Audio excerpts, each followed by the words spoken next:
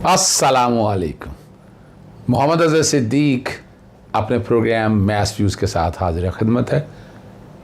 बड़ा चर्चा है कि सुलह सफाई कहीं हो गई है, ऐसा नहीं है।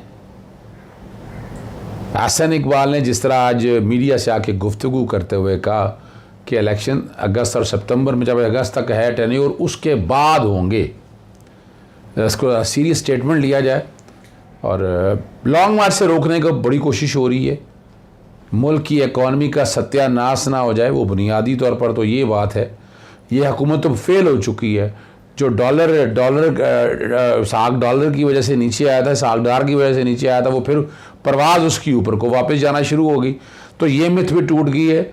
यानी माफिया, अगर आप माफिया के साथ चल तो सकता है, लेकिन माफिया को तोड़ नहीं सकता है। यहाँ पर पाकिस्तान में इस वक्त पोजीशन ये है। और लॉन्ग मार्च और जो धरना है, या लॉन्ग मार्च अगर करते हैं तो वफाकी हुकूमत डरी हुई है, इसलिए तौहीन अदालत की दरख्वास्त दायर की है तो लार्जर बेंच के सामने। और इसके अंदर यही कहा है कि जो फैसलों पर अमल दरामद नहीं हुआ, इस वजह से इमरान खान के ख़िलाफ़ तौहीन अदालत की कार्रवाई शुरू की जाए। पता नहीं तौहीन अदालत कैसे बनती है, ज़बरदस्ती बना ली है। लेकिन justice Ijazul Ahsan, chief justice साहब उमर अता बंदयाल साहब हेड कर रहे हैं, justice Ijazul Ahsan, justice Munib Akhtar, justice Yahya Afridi और जस्टिस सईद मज़ार अली अकबर नकवी हैं। और रेकोडेक वाला जो है वो भी समाअत के लिए मुकर्रर है।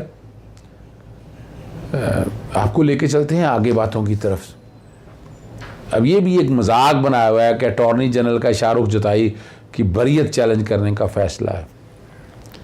अटॉर्नी जनरल किस तरह इसमें फैक्टर इन करता है, मेरे लिए बड़ी हैरानकुन बात है। क्या ताल्लुक अटॉर्नी, आप सोए रहे हैं, हुकूमत सिंध को बचाने आ गया, हुकूमत सिंध की नालायकियां बचाने आ गया, जिनकी इन्वेस्टिगेशन वीक हुई, प्रोसिक्यूशन को बचाने आ गए, और यहां शो कर रहे होंगे hero. For God sake, review कैसे फाइल कर सकते हैं आप जब फ्री की नहीं है? कैसे रिव्यू फाइल कर सकते हैं? पहले आपको सुप्रीम कोर्ट ने एक एडवांटेज आपको उस वक्त दिया कि आपकी बात सुन के ही वह नीचे चला गया, लेकिन अब नहीं हो सकता कि अटॉर्नी जनरल से राय नहीं ली गई। आपसे राय लेने का क्या मकसद था? आपने अभी कौम के सामने बताया ना कि क्या कहना चाहते हैं। दहशतगर्दी का वो मामला है, सुप्रीम कोर्ट दहशतगर्दी जुर्म पर अदालती फैसले से हटकर नतीजे पर पहुंची है। समझौते, फसाद फिल अर्ज़ और दीगर मामलात में इस केस पर नज़रसानी बनती है। 311 तो लगाया नहीं उन्होंने, 311 लगाना चाहिए था ना हुकूमत सिंध को, क्यों नहीं लगाया उन लोगों? इसका जवाब आप देना। और इस्लामाबाद में अयाज अमीर वाला जो मामला है, उनकी बेगम साहिबा जो है, सारा इनाम कत्ल केस में ऐसे ही मुलज़िम बना दिया उनको। शाहनवाज की जो वालदा हैं समीना शाह को पुलिस ने गिरफ़्तार कर लिया, ज़मानत मनसूख हो गई। बहुत बड़ा फ़ैसला है ये। ज़मानत तो वैसे बनती थी, मनसूखी मेरी खुद समझ से बाहर है। एडिशनल सेशन जज जो है ना, उन्होंने ज़मानत खारिज की है। हामिद जमा जो है बैंकिंग जराइम कोर्ट लाहौर में दरख्वास्त ज़मानत की समाअत जो है ना 21 अक्टूबर तक होगी। रिकॉर्ड आपको पता है ड्रामा पढ़ के उन्होंने कहा आज इस्लामाबाद हाई कोर्ट ने तलब किया है, इसलिए वहाँ भिजवा दिया है। और पर्चा लाहौर का है, इस्लामाबाद भिजवा दिया। चलें, ये जो कहना है मुकदमा, अदालत मुकदमा का रिकॉर्ड जमा करने के लिए एक मोहलत दे दे। मुकदमा सियासी बुनियादों पर बनाया गया। हामिद जमा के वकील ने कहा किसी कम की रिकवरी की तमाम रिकॉर्ड उसके पास है, ज़मानत पर रहा करने का हुक्म दे। इसी तरह आपको ले चलते हैं आज़म सवाती वाला मामला, वो बड़ा ज़बरदस्त हुआ है इस्लामाबाद में। कल तक मुलतवी की है, बाद ज़मानत गिरफ़्तारी है। सेंट्रल जज जो हैं राजा आसिम महमूद के सामने है, FIR पढ़ के बताई है। और ट्वीट को जो है ना, और मुल्क की सालमियत के ख़िलाफ़ तस्वर किया है भी, जो उन्होंने बताया है वहाँ पर बैठ कर। ट्वीट कितने बजे किया, कितने नहीं किया, कितने बजे तक कार्रवाई नहीं हुई, मैं इन बातों में नहीं चलूँगा, ये सारी वो बहस हुई है। और बकौल उनके जो है, और बात वो सही है कि FIA में पहले इंक्वायरी होती है फिर पर्चा होता है। तो ये तो ना इंक्वायरी हुई ना इन्वेस्टिगेशन हुई, पर्चा हो गया। ये बात में तो वज़न मुझे महसूस होता है। और अगली बात है कि FIA का इख्तियार तो उसूली तौर पर सरकारी अफसरान की हद तक है। जब सरकारी अफसर तो कोई नहीं है इसके अंदर, ठीक है ना जी। और बगावत कहाँ हुई है? इस्लामाबाद हाई कोर्ट के चीफ जस्टिस ने जैसे कि कहा कि इदारे इतने कमज़ोर नहीं है कि एक ट्वीट से डर जाए। और उन्होंने तो सरदों पर अब जो बातें हैं जी नाकाबिल ज़मानत दफ़ात पर गौर करें, काबिल ज़मानत पर बहस ना करे, ये जज के रिमार्क्स हैं। स्पेशली जो का पेशावर वकील है बाबर अवान, आप भी तो वकील हैं, हुकूमत वही है। आज मैं किसी की ज़मानत ले रहा हूँ, कल का क्या पता मैं दूसरी तरफ साइड पर खड़ा हूँ और इनके घर से बच्चों के जो टैबलेट्स जो है ना वो भी ले लिए गए। रिजवान अब्बासी जो स्पेशल प्रोसिक्यूटर है वक्त मांग लिया और अब बच्चे नहीं हैं कि गिरफ्तारी के लिए वक्त दिया जाए, उसकी तैयारी के लिए वक्त दिया जाए। कल तक की समात मुलतवी हो गई। बड़ा अहम इशू है सुप्रीम कोर्ट तहयात, और इसमें फैसल वाडा जो है ना ये बड़ी बुरी तरह फंस गए हैं। एक और गलत बयानी सामने आ गई है। रिटर्निंग ऑफिसर ने मनसूखी अमरीकी पासपोर्ट देकर तसल्ली की। ये वकील जो वसीम सजाद साहब है उन्होंने बताया जिस मंसूख शुदा पासपोर्ट पर आप इनसार कर रहे हैं वो एक्सपायर था। रिटर्निंग अफसर को पासपोर्ट 2018 में दिखाया गया था। जस्टिस आशा मलिक के रिमार्क्स है आरओ को दिखाया जाने वाला पासपोर्ट 2015 में एक्सपायर हो चुका था। नया पासपोर्ट बनाएं तो पुराने पर मनसूखी की मोहर लगाई जाती है। मनसूख शुदा पासपोर्ट शरीयत अपना छोड़ने का सबूत कैसे हो सकता है? ये अब चीफ जस्टिस पे कहते हैं ये तो मामला बहुत संजीदा। और इस पे सईद मंसूर अली शाह कहते हैं कि एक और झूठ सामने आ गया। बयान अरफी का मतन था कि किसी दूसरे मुल्क का पासपोर्ट नहीं है। वकील जो है फैसल वाडा के बयान अरफी में पासपोर्ट का मतलब दूसरे मुल्क की शहरियत होता है। जैसे सईद मंसूर अली शाह ने कहा जो पासपोर्ट रिकॉर्ड पर है उसका मनसूख शुदा का से नंबर मुख्तलिफ है। जस्टिस आयशा मलिक के रिमार्क्स है मुख्तलिफ नंबर से वाज़ेह है कि ज़ायद मियाद होने के बाद नया पासपोर्ट भी जारी हुआ। इलेक्शन कमीशन के पास तहयात नाली का इख्तियार नहीं है, ये मैं इत्तफाक़ करता चूँकि अदालत नहीं है ना जी।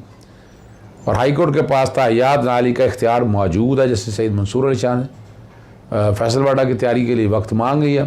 इन सवाल के जवाब आपको आइंदा हफ्ते भी नहीं मिलने जैसे सईद मंसूर अली शाह ने कहा। और एक हफ्ते के लिए समात जो है ना अदालत ने मुलतवी कर दिया। अब आता है बड़ा अहम जो नैब के अपना जी नैब तरामीम के ख़िलाफ़ जो है इमरान खान साहब की जो आइनी दरख्वास्तें उस पर समात 3 नुकरी बेंच ने की। चीफ जस्टिस उमर अता बंदयाल साहब, जस्टिस इजाज़ुल हसन साहब और जस्टिस सईद मंसूर अली शाह साहब। और इस पे जब हुआ क्या कोई रह गया, ये बड़े पॉपुलर रिमार्क्स हैं, क्या कोई रह गया जिसे नैब कानून से इस्तिस्ना ना मिला हो? जस्टिस इजाज़ुल हसन के बड़े आज सोशल मीडिया पे बहुत रहे हैं ये समा। तहसील कौंसिल के चेयरमैन और वाइस चांसलर के फैसले भी मुस्तस्ना हो गए। माली फ़ायदा, अब इस पे ये इजाज़ुल हसन साहब के रिमार्क थे जस्टिस साहब के। अब सईद मंसूर अली शाह एक अपना ओपिनियन ले रहे हैं। अब माली फ़ायदा साबित किए बगैर किसी फ़ैसले पर जो गलत नहीं कहा जा सकता। बज़ाहिर अफसरान को अवामी उहदेदारों को फ़ैसला साज की आज़ादी दी गई है। ऐसे फ़ैसलादारों से ही माजी में 8 अरब से ज़्यादा रिकवरी हुई। ये वकील बताया इमरान खान साहब ने। क्या रिकवरी अवामी उहदेदारों से हुई? जैसे सईद मंसूर अली शाह के रिमार्क्स हैं अवामी उहदेदारों के लिए पैसे पकड़ने वालों से रिकवरी हुई है। ये ख्वाजार इसके बाद थे हर सरकारी फ़ैसले का किसी ना किसी तबके को फ़ायदा होता है। जैसे सईद मंसूर जब तक पहुँचाया गया फ़ायदा गैर कानूनी ना हो तो कोई कबाहत नहीं। मखसूस अफसर को गैर कानूनी फ़ायदे पहुँचाने पर कार्रवाई ना होना गलत है। किसी रेगुलेटरी अथॉरिटी या सरकारी कंपनी पर नैब हाथ नहीं डाल सकता। ये अब जैसे Saeed Mansoor Ali Shah in full form Pak फ़ौज को नैब से इस्तिस्ना क्यों दिया गया? सारा पैसा कारोबार तो फ़ौज के पास है। क्या फ़ौज एहतसाब से बालातर है? मुल्क का सबसे बड़ा जो है ना कारोबार जो है ना वो फ़ौज करती है। ये इमरान खान के फ़ौज के एहतसाब का नुक्ता नज़र दरख्वास्त में क्यों नहीं उठाया? अब ये जस्टिस सईद मंसूर अली शाह का अपना एक ओपिनियन है, ये ख़ुद बता सकेंगे कि आला अदालतों के जजेस का एहतसाब होता है। कोई नैब इंक्वायरी की है जस्टिस काजी फाइसा के केस में, मैंने बाकायदा ओपिनियन मांगा हुआ है नैब से और नैब वालों ने साफ़ कह दिया कि जजेस का एहतसाब नहीं हम करते। तो बता देना वहाँ मनी ट्रेल नहीं है तो किसी ने एहतसाब तो करना है। और मैंने इसकी मिसाल भी आपको दी थी कि मैं अगर स्मगलिंग शुरू करता हूँ और स्मगलिंग का पैसा मैं डिक्लेयर कर देता हूँ तो कल आप कहेंगे जो स्मगलिंग का जो पैसा कमाया है वो अमल जो है ना वो कानूनी हो गया। वो अमल कानूनी नहीं हो सकता। ठीक है ना जी। और जैसे सईद मंसूर अली शाह ने जो आगे है ना जी आपके दलाइल ऐसे लगता है एहतसाब सिर्फ नैब कर सकता है। एहतसाब के लिए इदारे भी मौजूद हैं। इख्तियारात के नाजायज़ इस्तेमाल का जुर्म किसी दूसरे कानून में नहीं। ये बात सही कही है जस्टिस इजाज़ुल हसन ने। नैब तरामी में निजी अफरद को जुराइम को निकाल दिया गया। ये ख्वाजा हारिस साहब है। आमदन से ज़ायद असासाजात का जुर्म नैब के इस जुर्म की हैयत को तरामीम में तब्दील कर दिया गया। आमदन से ज़्यादा असासाजात पर इस वक्त कार्रवाई होगी जब करप्शन साबित होगी। ये देखें ना, कमाल है। हालांकि बेसिक कंटेंट ही बदलने की हुई। आप कह रहे हैं कि नैब की तरमीम से कई जुर्म को डी क्रिमिनलाइज कर दिया गया। चीफ जस्टिस साहब के रिमार्क्स हैं। रिमांड कितना हो, ज़मानत कैसी होगी, इन तरमीम पर आपका इतराज़ नहीं है। चीफ जस्टिस साहब के रिमार्क्स है जी, अच्छी तरमीम पर इतराज़ नहीं। आमदन से ज़ायद असासाजात नैब कवानीन से जराइम से निकाल दिए गए। चीफ जस्टिस साहब के रिमार्क्स है, क्या इन जुर्म के खिलाफ दूसरे ममालिक मौजूद है? नैब तरामीम करने से जराइम को अपना जराइम कम कर दिए गए। आमदन से ज़्यादा असासाजात और नाजायज़ इस्तेमाल का जराइम को ख़त्म कर दिया गया। ख्वाजा हारिस कहते हैं नैब कानून में आमदन से ज़्यादा सजात का जुर्म आज भी नैब कानून में मौजूद है। क्या अदालत अब कानून के डिज़ाइन का जायज़ा भी ले सकती है? जैसे सईद मंसूर अली शाह साहब के रिमार्क्स है, नैब तरामीम ही को कलरेबल एक्सरसाइज होती है। अदालत पार्लियामेंट के साथ चालाकी को कैसे मंसूब कर सकती है? जैसे सईद मंसूर अली शाह साहब के रिमार्क्स है, पाकिस्तान जिस मुल्क में दुरुस्त टैक्स रिटर्न जमा नहीं होता, ये तो बात हकीकत है। असासों का आमदन से बहुत ज़ायद होना काफ़ी नहीं, आमदन से ज़ायद सजात में करप्शन या बेईमानी का होना ज़रूरी है। चीफ जस्टिस साहब ने तो बात ही ख़त्म कर दी है। कल कोई अदालत को आकर कहे कि आमदन से ज़्यादा सजा पर फांसी होनी चाहिए, जैसे सईद मंसूर अली शाह के रिमार्क्स है, जुर्म साबित करने का बोझ किस पर होगा? जुर्म साबित करने पर ये बहस अदालत नहीं पार्लियामान में होनी चाहिए, जैसे सईद मंसूर अली शाह साहब के रिमार्क्स थे। इस सारे काम को सामने रखते नैब कवानीन पर तरामीम बड़ी अच्छी बहस कर रहे हैं। मंडे तक के लिए समाअत मुलतवी हो गई है। बुनियादी इंसानी हकूक़ के बारे में तवाज़न होता है, ये भी बात कही गई है। आम शहरी के हकूक़ हैं तो दूसरी तरफ कौमी मफाद और माशरे के बुनियादी हकूक़ भी हैं। दोनों के दरमियान तवाज़न होना चाहिए। आप इनफरादी फ़ायदा मिलने को कैसे आप मुंसलिक कर सकते हैं? अगर दीगर फॉर्म्स पर केसेस जाएँ तो क्या होगा? हमें इस पर मुआवनत दरकार है। आप अपने दलाइल मुकम्मल करने में कितना वक्त लगाएंगे? जैसे सईद मंसूर अली शाह के रिमार्क से 4 समातों में दलाइल मुकम्मल कर लूँगा। नैब कानून जो है ना अवामी मफाद के लिए नुकसानदेह है। 50 करोड़ रुपये की करप्शन पर नैब की कार्रवाई की हद कम करके 10 करोड़ भी हो सकती है। वकील PTI, हमारा इतराज़ नैब कानून का इतलाक़ माजी से करने पर है। इजाज़त चाहता हूँ। अस्सलाम वालेकुम, अल्लाह हाफ़िज़। पाकिस्तान जिंदाबाद।